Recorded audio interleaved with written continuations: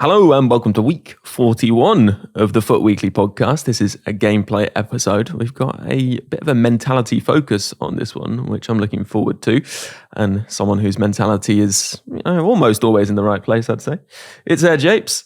Welcome back. Oh, hello, Ben. I appreciate that. What a compliment. If you could say anything about a FIFA player, it's like he's got the right mental attitude all the time, which you don't get to see me play FUT Champs on a regular basis. So I'm going to let that illusion live on. I'm basing this on streams where maybe you'd be more willing to keep your composure than when you're off stream. I don't know. You know what? I will say in my old age, I've become more like my frustration with the game amounts to me saying, you got to be kidding me. And that's about it. Okay, yeah. And that's like it these days.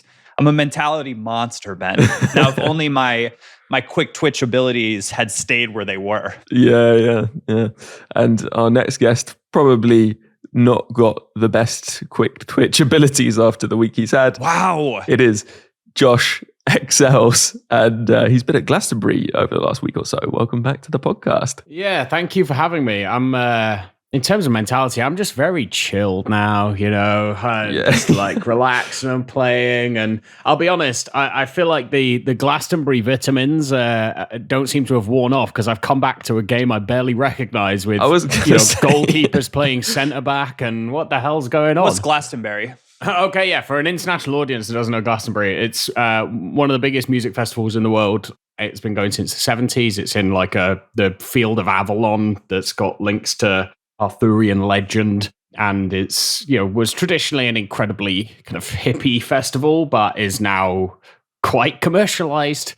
And about 250,000 people go every year. And this year the headliners were Arctic Monkeys, Guns N' Roses, and then Elton John's final UK show.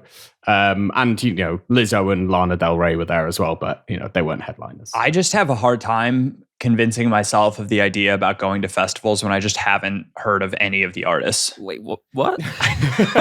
Well, I will say one of my personal highlights was Cat Stevens, who you probably, you might not have heard of either, but I've heard of all of them. I'm just like joking. Those are obviously like massive names in the entertainment industry, right up there with AirJapes. Well, after that slightly rambling start, we should get into it. And our next guest, I know, will be providing some interesting insights based on what he's shared elsewhere on social media and things like that. It is pro coach Jeppe. Welcome to the pod. Thank you very much for having me on. It's great to have you on. And one thing I've noticed on your social media is you're certainly a coach's coach. A lot of coaches seem to be getting advice from yourself, which is great to see. And it did occur to me, although we've had plenty of coaches on before, we probably haven't asked specifically what it is that coaches do in the FIFA scene.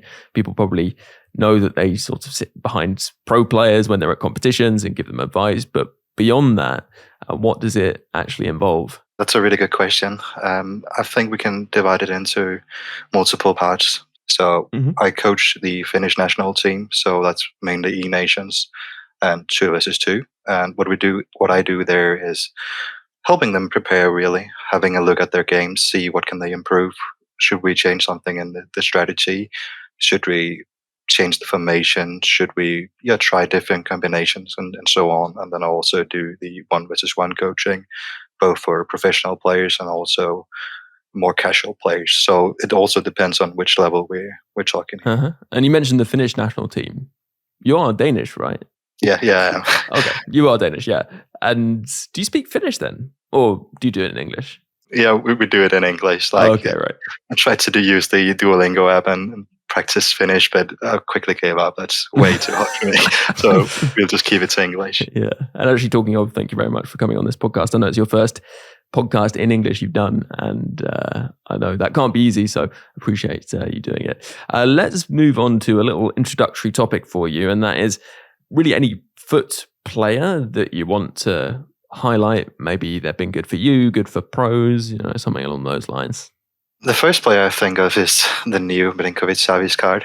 No, that's probably a card people don't enjoy playing against, but it's probably not a secret that we Finnish people like to cross a lot, or I say we Finnish people, I'm a Dane, but the Finnish team likes to cross a lot. And he's pretty tall, and he's a solid player in the air. So I really enjoy playing with him. Also, it's a pretty unique card. It's a fairly new card, so we haven't really seen him in the competitive scene yet. But in saying that, he could score the winning goal at the upcoming grand finals, 𝘬𝘠𝘅, etc. He could. And the thing about him is he's quite versatile. So you could play him as a centre back. You could also play him as a CM. And just to have some fun, I actually played him as a striker this week, just to test out his 𝘬𝘯𝘰𝘸. And it gives me a bit of Haaland vibes, actually, when he does the 𝘬𝘯𝘰𝘸, because he's quite physical too, pretty fast. He's 5-star skills, isn't he? Yeah, he is. A bit clunky, but it works. Yeah, and actually, we should steer away from this, considering we spent most of this week's content podcast talking about goalkeepers outfield. The controversy around that had a bit of a debate. So if you'd like to hear that, then do listen to that supporter episode. It is available to supporters. This week it's the content pod on the supporter feed, but next week it will be gameplay. Just search Support FUT Weekly. And if you are supporting, obviously a huge thank you as always for doing so. Let's chat tactics then. Interested to hear from you, Jeppe. What is your favorite tactic from this cycle so far? Let's say favorite being most enjoyable, giving you the warm and fuzzies, and then the one that's the most effective. I would say the most effective one is it's hard to say, and I don't really like to say it, but it is the 5-4-1. But the formation I enjoy the most personally, when I play myself, it's the 4-2-3-1, which is a pretty old school formation, and it brings me back to the kind of old way of playing FIFA, where it wasn't as mechanical as it is now, and it was more like real football, you could say. But it depends on also, do I want to just try certain things out, or do I really want to score a lot of goals? If I want to score more goals, I go for the 3-4-2-1 or the 4-3-2-1, because I think it's easier to do quick transitions from the defense to the attack. And actually, 4-2-3-1 is obviously not something you see people playing so often. People tend to go for the more meta approaches. Yeah. Do you think, as someone who's coached at both ends of the ability spectrum, should we say, that there is a risk with people using pro tactics specifically? That's a good question, because a lot of players just tries to copy tactics from YouTube, and it doesn't really work like that.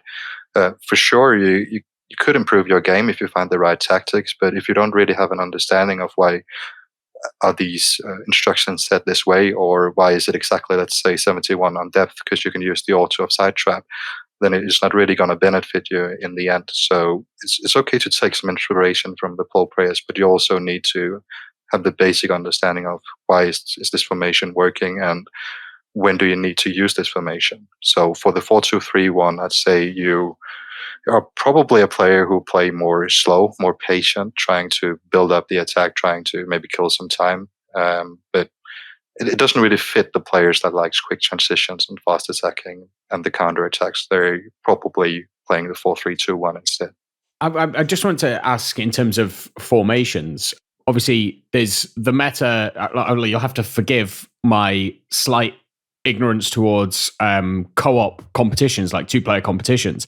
Is there a difference in the meta between the single-player competitions and a co-op competition, or do overpowered formations just stay overpowered even though there's two people controlling? I think it is, especially for the 5-4-1. That's a common formation in the 2 versus 2 scene, because it's easier to defend, and it is a bit harder to attack in 2 versus 2 unless you got some tactics and you're pretty good on the player locks and activating a lot of runs and understanding when you need to slow it down and when you need to up the tempo. So the 5-4-1 is probably one of the more common formations, but you also see a lot of 4-3-2-1s. I'd say the biggest difference is you see in the 1 versus 1 scene, you see 4-4-2, for example. Nicolas and Anders also plays these formations. You don't really see that in 2 versus 2. So the 2 versus 2 is more conservative in the way of playing. At least that's how I view it. I see way more goals being scored from corner kicks, etc. So that's the biggest difference. Yeah, just to step back actually to talking about depth and offside trap, it's something I wanted to speak about again, because I've noticed the significant difference really between being over 71 depth and that auto offside trap and not being. But of course, some tactics out there will have 71 depth and probably not really explain what that means, and that you are going to get this auto offside trap. And that can dramatically change really how you defend. And also, I guess, if you aren't playing over 71 depth, then it can be that your opponent essentially is able to force your defense back and open up space in front of you. And that can potentially be quite dangerous. Would you recommend, if you are playing under 71 depth, that you get into using the offside trap? Depends on the level you're playing at. I think one of the things we also have to take into consideration is where are your strengths, where are your weaknesses. Personally, I like to use the auto offside trap because it pushes my players more forward. I'm pretty weak in defending in my own box. So in order to not invite the pressure, I use the auto offside trap. But in case you're pretty good at defending in your own box and you're pretty comfortable with the jockeying and you don't really panic, you stay calm and composed, then I don't really think it's a must-have, the 71 depth. On the other hand, I'd say if you play on a higher competitive level, you must at least be able to recognize when you have to do the offside trap manually. For what it's worth, Ben, I played almost the entire year on like 62 depth or something like that. Yeah, I think it does change the defensive behavior quite a lot. So if you stick to something, you'll get used to it and it'll be fine. But we actually had a question about offside trap, which is why I wanted to come back to it. 𝗏𝗏𝗏 was saying, when are the best non-obvious times to use offside trap? For example, is it using it when your opponent gets the ball from you on the edge of their box to keep your defense on the halfway line and pin them back? Jeppe, is that something you would recommend people do? You know, like using it to bring your defensive line up the pitch? Or are there any particular uses that you would suggest people try for offside trap? I'd say the best way to use it is when the opponent has his back turned towards you, so he's pointing towards his own goal, which means that he can't go for the through ball. Once you do it with a high defensive line and you're already kind of high up and your defensive line is quite a far away from your own goal, that's where it's really risky, and one mistimed offside trap will just eventually lead to a counter attack and a goal. So I'd recommend you doing it in places where you need to get away from your own goal, push up a bit, apply some pressure, trying to give the opponent less time, but also you need to make sure that the opponent can't just do a quick counter attack and go for a lofted through ball, or for that matter, the first time through balls, because then you're in trouble. And would you basically do it whenever they're facing the wrong way to play a through ball? Like, is there any disadvantage to doing it, I guess? Well, I guess you can kind of compare it with everything else in the game. Like, if you do it every single time, eventually your opponent is going to realize and recognize you're about to do the offside trap. So from there, he probably, if he's a smart player, he'll do something else, and he'll probably pretend that he's going to have his back towards you and trying to protect the ball, but then he suddenly switches up really quick and then goes for the through ball. So you have to use it with caution, and you have to also be aware that the frequency of it isn't too high, because then you just really give away that now I'm going to press you, and then it's pretty easy. Also, I think it does signal to the opponent that I'm pretty impatient. I want to win the ball back right now. And whenever you realize that as an opponent, that your opponent will try to win the ball right away, then what I'd do is just keep the ball a bit more, wait for him to eventually screw up the offside trap, because if you do it a lot of times during the game, then eventually one of them is going to screw up. Nice. Yeah, very good advice. And Josh, do you use the offside trap much at all? I'm not sure you've spoken about it on the pod, but I'll use it sometimes to kind of get pressure higher up the pitch, but not to try and catch somebody offside. It's one of those things where whenever somebody uses it against me, and I'm kind of, reflecting Jeppe's point there, the fact that you've seen them do it once, you're then kind of expecting it again. The best players don't use it all the time, the people that will comfortably beat me, but good players that get used to doing the same thing, sometimes that might be like player locking, or in this case, offside trapping. Eventually you can kind of time it and expect it, trigger a run, especially if you're on the counter and they're pushed up quite high, you can still have the player in your own half and they'll push up to the halfway line when they offside trap, and you've got so much space to just put something over the top and have somebody fast chase it. But it's not something I've actively used. weirdly, the thing that I notice the most when I'm defending is my width rather than my depth. I tend to like to bring my width tighter, usually like down into like the 30s, because I really dislike the feeling of having a spread out defense and there being lots of gaps between them. I much prefer it, especially when defending in like a 5-back, to feel a lot more compact. And something that I've never even thought about before is having a higher defensive line allows you to defend not inside your box, which is something I'm terribly panicky at. Whenever somebody's in my box and just smashing that right stick as hard as they possibly can, like it can be a little bit intimidating sometimes. And sometimes I've got it. Sometimes I'm like, okay, I kind of, I'll just back off here. I'll be okay. But actually, it's something I'm definitely going to at least experiment with now in the kind of last few months of the game. It might be something that I bring into next year. Yeah, it's important to state that there isn't a huge punishment for doing that, because some people rightly think that depth impacts how high your team or defensive line will be when you've got the ball, but it doesn't affect that at all. Everyone has the same depth when they're on the ball. It's just the depth at which your team engages in the defensive phase. So that's important to note. And actually, Josh, before we take a break and then get into talking about mentality, I think you had a good anecdote as a starting point for this. I used to play 𝘃𝗲 quite a lot, and I ended up playing in a competition at the Emirates in London, and got to the semi-final. And the guy I was playing, I was better than. I could feel it in the game. I just knew I was better than him. I conceded 2 quick goals in like the 25th minute, and I panicked. And I changed my setup from the 4-back I was playing to a 3-back to get more attacking. And by the 60th minute, the game was over because he just caught me on like 3 counterattacks, and I think it was 5-1 or 5-2 at the time. And it wasn't going to happen. He was playing way too passively for me to score that many goals.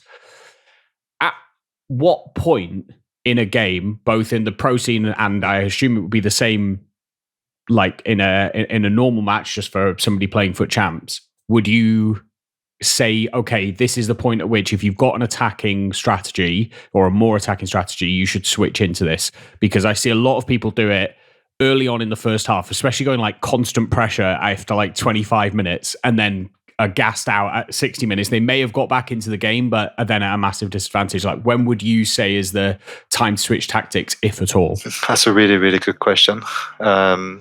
Give you a couple of examples. I'd say if you're a better player than the opponent and it's just playing casually, then I'd probably wait a bit. So if you go down by 1-0, let's give it 15 minutes. I probably wouldn't panic too much. But if it keeps putting pressure onto you, you may be lucky to not concede, then I would cue a pause at maybe 20, 25 maybe. Not necessarily I'd change anything, but I'd just pause it to have a look at his formation. That's one thing I always do when I do cue a pause, or the opponent does. And also in the halftime, I have a look at the formation of the opponent. Even if I'm like 99% sure that he's playing this formation, I still want to make sure that there's no surprise incoming. And that just gives a certain belief that you got this under control and you know what's going on. There's nothing worse than the opponent switching the formation and it's too late to do something about it. So it's about trying to look it from the outside and trying to also follow your intuition. I guess it's like watching a football game, and you kind of can view it from the outside and you can clearly tell, is this an even match or is this starting to get in the hand of one of the teams? Is there a flow or momentum going here that they need to keep and the opponent needs to break that and take a pause or make a substitution like they do in real life, for example? Nice. I might have actually won a seat at the Emirates in a box if I'd have had that advice at the time.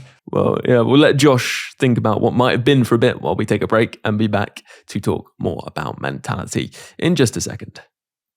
Hello, listeners. Allow me a little bit of a ramble here because we're heading towards what is FIFA's endgame. I mean, not just the endgame for FIFA 23, but FIFA entirely. So if you have any thoughts on potentially different topics we could cover over the summer, especially because it's the end of FIFA as we know it, then, please do send in any questions you might have, any topics you want covering, maybe ideas for guests you would like to come on the podcast for a discussion too.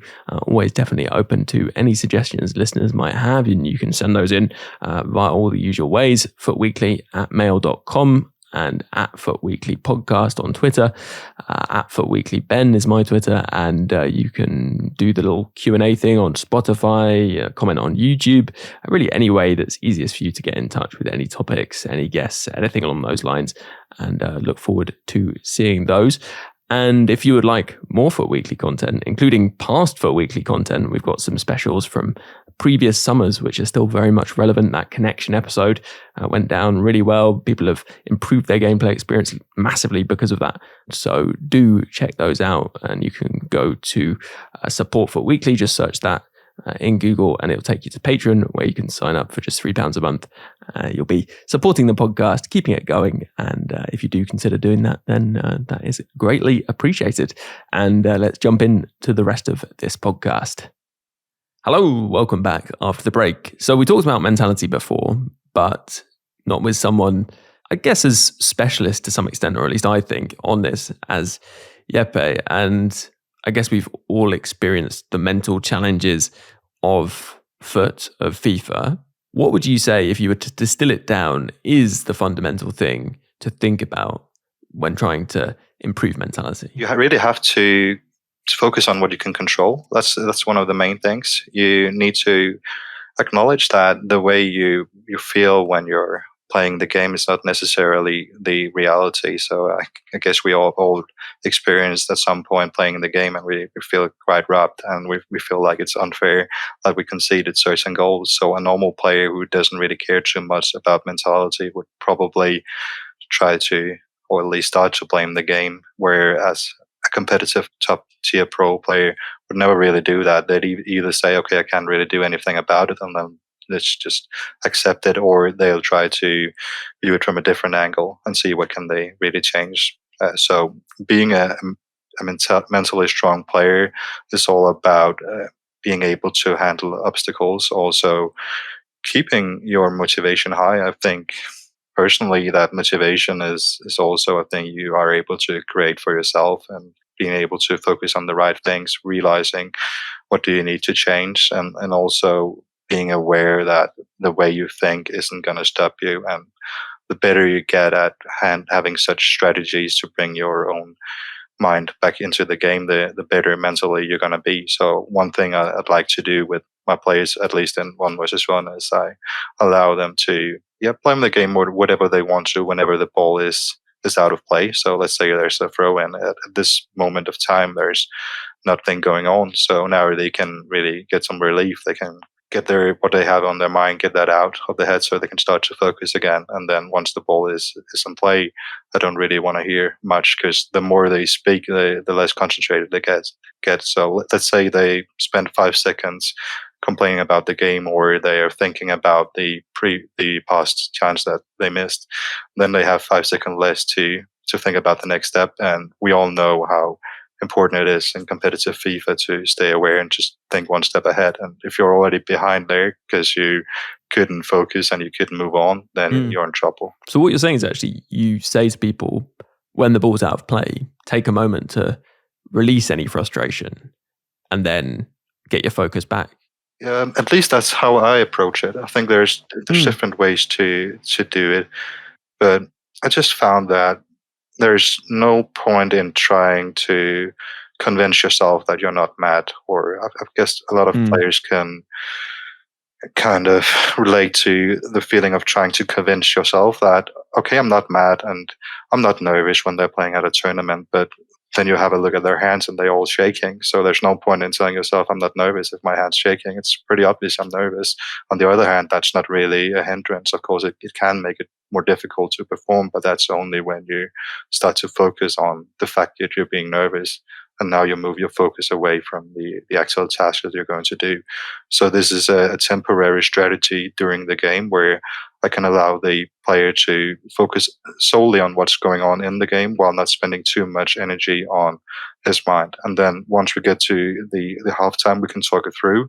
Or if I can sense that my player is out of focus for a longer period of time, I suggest him to take a break and a pause during the game and then just relax a bit here, try to focus on his breathing, try to just really calm down and look for solutions. Because the thing about the brain Well, I'm not really sure how science-based this is, but at least that's what I've understood, that once you're looking for solutions, you cannot really worry. And I think most of the mentality issues on the top tier level, and also for casual for that matter, is that they're worrying and trying to predict what's going to happen in the future. So let's say they go down by a goal in the 3rd minute of the first game in FUT Champs. Now suddenly you're going to start thinking, oh my God, this is going to be one of the worst weekend leagues. Oh, it's happening again, and all that stuff.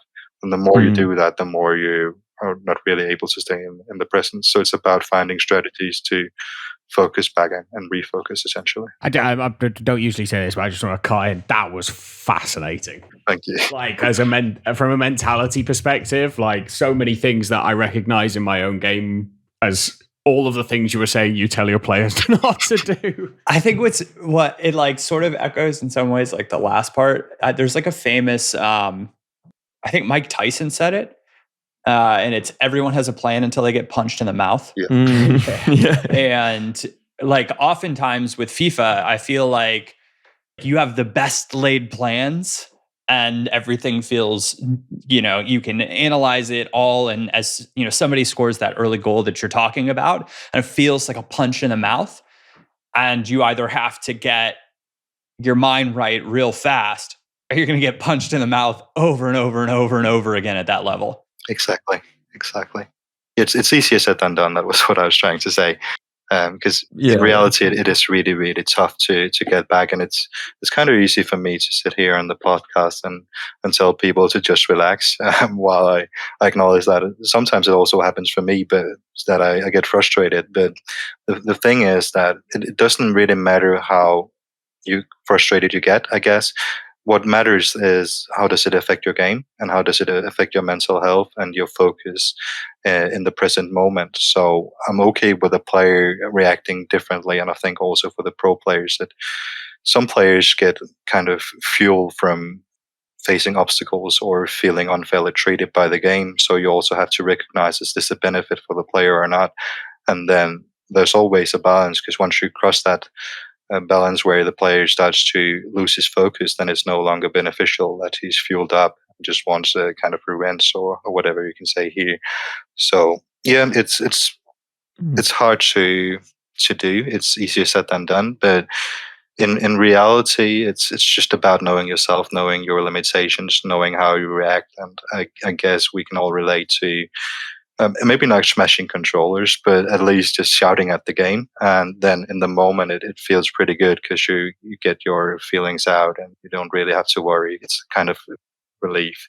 But then let's go 5 minutes after that, and you're starting to feel guilty. You're going to have to buy a new controller, or you're going to have to, if you're kind of young, you have to go and apologize for your mom because you shouted to her. Yeah, and if you're older, you got to apologize to your wife. Yeah, exactly. What I think is fascinating a little bit about this too is as I've certainly gotten older, you realize like you're gonna lose, you're gonna lose games of FIFA. Like it's gonna happen. For me, I find myself thinking more like, if I lose, like what's the worst that happens? Yeah. How is this going to impact me, like outside of the 15, 20 minutes I spend playing this game? And the answer is like, it has absolutely no impact for me in my position, like on the outside world. When I was, a streamer, I put a lot of pressure on myself to play a certain way and to win games. And when I would lose or not play well, I would take away from FIFA with me into the real world. And I was like, this is ridiculous. Like my wife shouldn't have to deal with me being grumpy because of a game of FIFA. Like that's outrageous. So I got that in check. I think with FIFA though, mentality wise, and I've talked about this before, that I do struggle with. So perhaps it's worth talking about here, is this idea of quicksand. The idea is like, you step in quicksand, and if you don't like fight and struggle, and like slowly pull yourself out of it, you should be fine. But like most people, when the body and the mind's natural inclination is to start fighting and struggling, and the more that you try to fight and struggle to get out, oftentimes the deeper of a hole you get yourself into. And the way that translates to FIFA is, you give up a silly goal early. And rather than saying there's like 85 minutes left in the match, I'm going to play my game. I believe that I can win. I have a strategy, and I believe that strategy is going to lead me to score at least 2 or 3 goals in this match. I'll play solid defense and it'll be fine. You start playing riskier passes to get back in. Your decision-making changes. You start getting more aggressive defensively and diving into tackles. And slowly you start struggling and thrashing around, and you end up digging yourself a bigger hole because your decision-making has changed without even realizing it. Now you're down 2 goals and the struggle's more. And so rather than trying to play simply out of the back and hold possession, you try to rush it out of the back and you give up another easy counter and you're down 3. And all of a sudden, it's like this game got away from me against a player that I know I can compete with and should be fine, but I've struggled and changed like how I approach it. And so I think that's something that I think we can all relate to, that sort of feeling of having to get back in it. And I think that is the ultimate test of whether or not you can reset and stick to your plan. And it's something that I know multiple times each weekend league, I have to go to like war mentally with. Yeah, that's a really good point. And actually, we've discussed the various symptoms, I suppose, of mentality challenges and the things that we might encounter. But in terms of solutions, Jeppe, you did touch on it a bit, but for players who are listening to this podcast who maybe want to improve their mentality in champs, and I know maybe this time of the cycle people are wanting to just mess around and have fun, and that's totally fine, but this is advice that they can take into the next game. It's something that they could give a try now if they wanted to. But what would you recommend people do to counter those feelings, like that quicksand concept Japes is talking about, or maybe feeling very under pressure or getting frustrated with the game? Is there something that you would recommend people do in matches just to, I guess, refocus, and how would you do that? One of the biggest things that influences the way you think about FIFA and the way you handle not really playing well is when the ego gets hurt. Like, you start to compare yourself to your opponent, and maybe you're down 1-0, but you've been playing better, or you try to convince yourself that you're so much better than the player. There's 2 ways you can do this. You can either have a positive approach to it, where you're trying to lift yourself up and play better, or you can have the opposite, where you start to think, okay, I should have been up here. I'm so much better than him. All he does is this, or all he does is that. Then you're removing focus from what you really can influence. So one specific advice I have, which really helped myself a lot and also a lot of my players, is trying to move yourself out of the situation. And what I mean by that is, let's say you make a mistake and you give it the pass right away to the opponent. And instead of saying that, oh my God, I'm so bad at passing, then replace that and say that was a bad pass. So now you're looking solely at the action and the situation and not really dragging yourself into that. Once you start to put yourself into the situation and trying to kind of deal with, is this my fault or is this the game fault? Then you're just removing your focus from the actual game. And now you realize you're out of focus, and then you focus on that you're out of focus.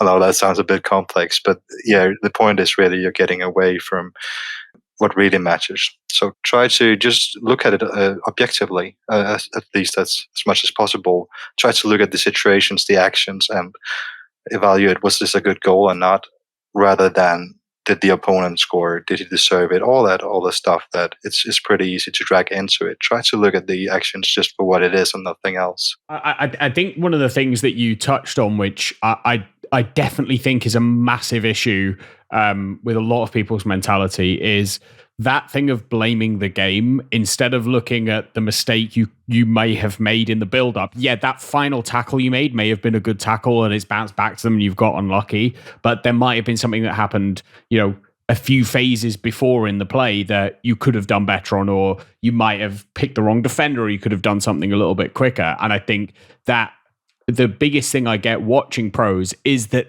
you very rarely hear them blame the game. And if they do, it's a momentary, that was bullshit. And then they're back into it. They're back into like focusing. And I definitely see it in players that are very good players. I mean, my employer is a really decent FIFA player, but mentally just collapses. And like it's that like blaming the game, because I feel it myself sometimes. You start then every single thing that goes against, that's not where I aimed that pass. I've made that tackle. How's he got away with that? How is his player able to? He's only got 80 passing. How's he made that pass? Like you can get, and it's that quicksand thing of like thrashing around and going like everything's against me when actually it's not. And if you just took yourself out of it, if you reviewed it, and very often it happens because you're playing against a guy that's probably a little bit better than you. And you know, he's just able to do things a little bit quicker. Yeah. And I think also it's a matter of perspective. Let's say we play a game and I hit the post twice. So either you could look at it this way: I hit the post twice and then I score from a rebound. So is that lucky or unlucky? You'd probably argue that it was unlucky for you and that I didn't deserve the goal. But I'd probably look at it the other way, that I hit the post and it should probably have gone in the first place. So that's a way of viewing it also. And I think whether it's luck or unluck, it plays a certain part, and it probably also plays a bigger part than I'd like to admit, if I'm being honest. But that's also just a thing that's out of your control, and luck happens, and it's a part of the game. But you also got to be able to recognize when is this actually about luck, and whether this is just a matter of trying to remove the responsibility of not playing well. Yeah, I find that I do this thing sometimes with games. It like helps me mentally in that sense.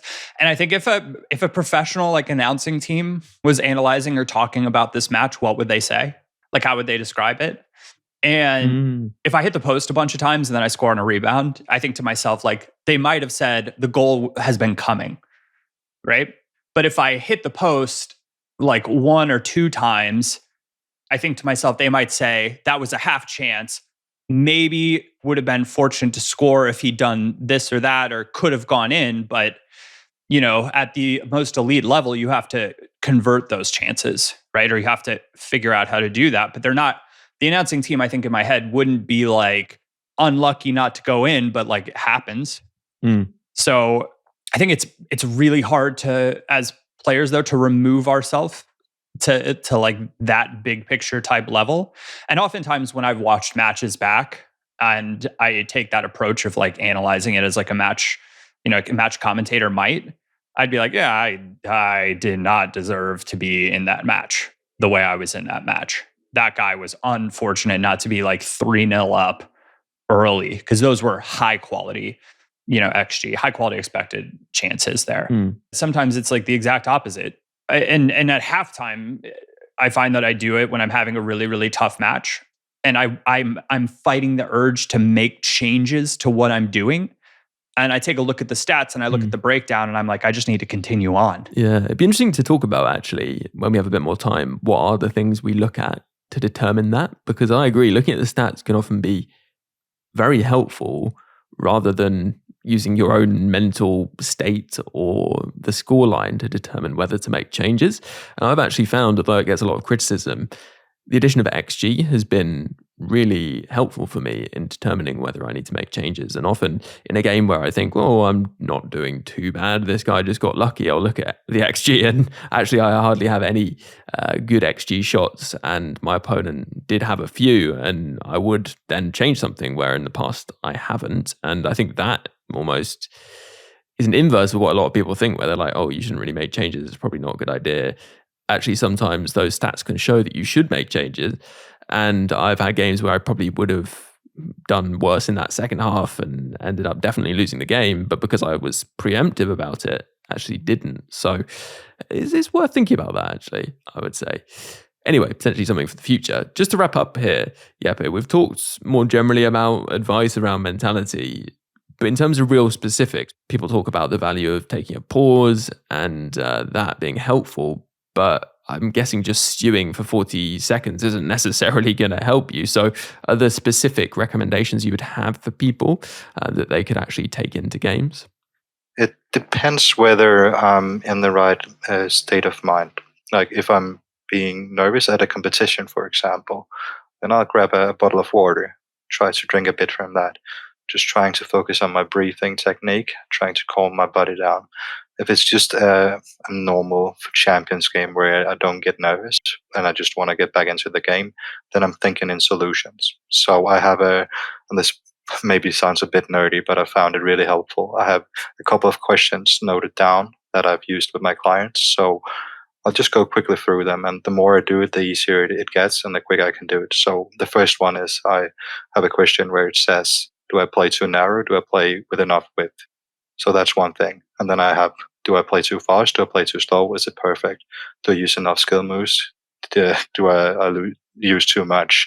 So, and then the list goes on. So I have maybe 5 points or something where I quickly go through them, and then I'm thinking in solutions. So it's easy to get back into the focus. And I believe when I'm out of focus, focusing on a solution will immediately, at least personally, get me back into focus. So I'm really, again, trying to get myself look at the situation for what it is, and not really having myself involved too much, but I'm looking at solutions and trying to fix the problem or trying to get back on track. And then one thing also I maybe haven't mentioned now is when you want to be a better FIFA player, what you should do in general is trying to focus on what you can do rather than what you can't do. So the human brain is a weird thing, and it doesn't know the difference between what you can and can't do. So it doesn't know the difference between reality and what's just imagination. So when I say to myself, when I play a game and I tell myself, okay, you can't lose the ball here, what is going to happen? I'm going to think about not losing the ball instead of, okay, I need to keep possession. So whenever I give myself feedback, whenever I give my students, clients feedback, it's never what they should avoid. I do it occasionally, but that's by mistake. I really try to focus on what they can do, what they should do, rather than what they should avoid. Because once I tell them what they shouldn't do, then they focus on it. Yeah, that is fantastic advice. And that point about being in the present, I think, is something that can apply to lots of things, not just FIFA. Jeppe, incredibly fascinating discussion, and very much appreciate you coming on. Where can people catch you if they want more from you? They can go to Twitter. That's where I post normally. I also do have an Instagram account that I'm starting to post a bit more on in the future. Mm-hmm. So both are just Højfeldt9. So that's HOJFELDT9. So I guess if you search for that, you'll find me some way. Nice. Yeah. Thank you very much again. Thank you for having me on. And to Josh as well. It's been great to have you on this podcast. Appreciate you gracing us with your presence even after such a week. Yes, no, it was great to be here, and one of the more fascinating podcasts to just really sit and listen to most of the time. It was that was great. Yeah. But yes, hope you all have a good week. Indeed, and thank you very much to Japes as well. It's been a fascinating one. Cheers, Ben. Pleasure. Enjoy chats like this, especially at this point during the cycle, because there are benefits that can be taken on to future games or other games or life in general. So don't miss tuning into the FUT Weekly podcast ever. Yeah, definitely, especially because it isn't too long until we start getting EAFC 24 news. Very exciting. If you have any questions, discussion topics, potential special episodes we should do over the summer, then send that topic, question, whatever it is, in via the various different ways you can do that. And of course, do subscribe via the various podcast platforms. If you're catching this on YouTube, definitely subscribe there. Leave a like and drop a comment. We're not far off 1,000 subscribers. Just started posting on YouTube this cycle, so it's great to see that grow. And of course, if you'd like to support the podcast, keep it going, get double the podcast content every single week for just £3 a month, then you can do so over on Patreon. Just search Support FUT Weekly. If you are a current supporter, then a huge thank you for keeping the podcast going, and a big thank you too to those icon patrons: Dave B, 𝘭𝘰𝘬𝘦, Coach Vass, DJ FIFA Player, Alan G, Alistair, Anthony R, Dominic P, Rob P, Jeff B, Stephen F, Tom B, Damon H, David S, Nick Jack M, Eric T, Neil P, Adam G, Dan W, Waterman, N. Hagman, Harry A, Jake G, Roger D, Springford, Elec, Bracco, Nishant, Harry P, Alex M, Lee A, Brendan W, Andrew C, Joe W, Timothy J, Dylan, J Kel, Ibis24, Adam R, Sam K, Graham W, Andy, Ads H2K, and Brian V. Plus a special thanks to Luke M, Dave B, Hugh J, Tom M, Darren W, and Pato Foot for advice and production assistance. Before I leave you, just one more thing to add, though. FIFA's a bit like life, really. It has its many ups and its many downs. If you're having a few more downs than ups in real life in these more difficult times, then please don't feel that you're alone or need to struggle on without taking action. If you go to thecalmzone.net, there's loads of resources, advice, support, or even just a friendly chat for anyone who needs it. If it sounds like it could help you, then head over to thecalmzone.net. And for now, have a good one, and I'll catch you on the next podcast.